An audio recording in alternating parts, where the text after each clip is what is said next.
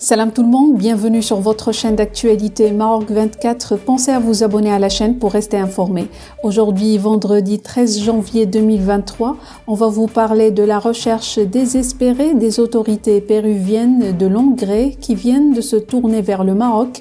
Le nouveau gouvernement à Lima tente ainsi de renouer le contact avec Rabat pour bénéficier du don marocain de 150 000 tonnes de produits fertilisants dont la livraison a été suspendue après la reconnaissance par l'ex-président de la Fantoche Rast. Plus de détails dans cette revue de presse tirée des sites d'information Yebiledi et L'Opinion. Après avoir déchu le président péruvien pro-polisarien, Pedro Castillo, qui s'est vu refuser les engrais du Maroc pour son revirement autour du Sahara marocain, le Pérou sous l'égide de la nouvelle présidente Dina Boluarte, reprend les pourparlers avec le Maroc pour le même but. La destitution de Pedro Castillo, actée le 7 décembre, ouvre une nouvelle étape dans les relations entre le Maroc et le Pérou. Les autorités à Lima tentent ainsi de renouer le contact avec Rabat pour bénéficier du don marocain de 150 000 tonnes de produits fertilisants, dont la livraison a été suspendue après la reconnaissance par l'ex-président de la pseudo-Rast, rapportent des médias péruviens.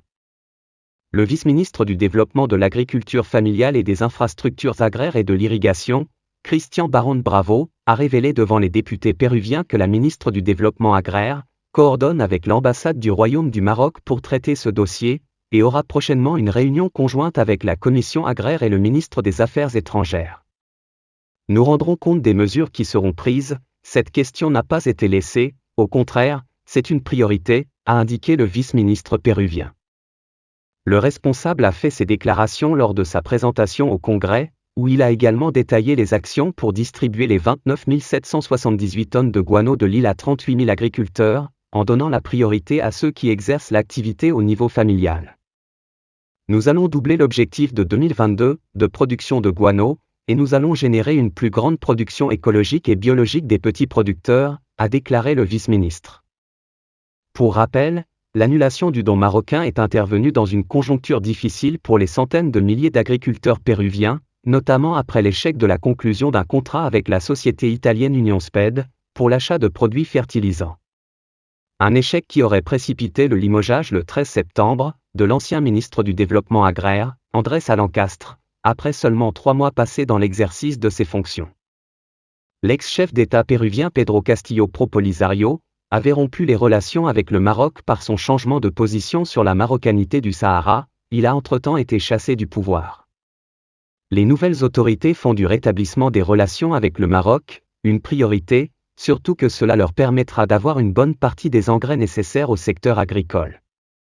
Le Pérou espère obtenir du Maroc un don de 150 000 tonnes d'urée pour soutenir les agriculteurs péruviens. Rappelons qu'en octobre dernier, le Maroc a fait marche arrière après avoir approuvé une aide de 150 000 tonnes d'engrais, en rappelant le premier navire parti pour Callao, non loin de Lima, transportant plus de 50 000 tonnes d'engrais, comme l'avait révélé le membre du Congrès péruvien, José Cueto, dans une interview accordée aux médias Exitosa. Le Maroc voulait non seulement offrir ses engrais, mais les acheminer immédiatement, avait indiqué le parlementaire, soulignant l'incompétence du gouvernement à gérer la crise d'engrais mondiale. Pire encore, alors que le Maroc s'était engagé à livrer gracieusement cette marchandise, le gouvernement a décidé de rétablir ses relations avec cette république fantôme, avait dénoncé José Cueto. Pour rester informé, je vous invite à regarder les vidéos Maroc 24 qui s'affichent sur votre écran.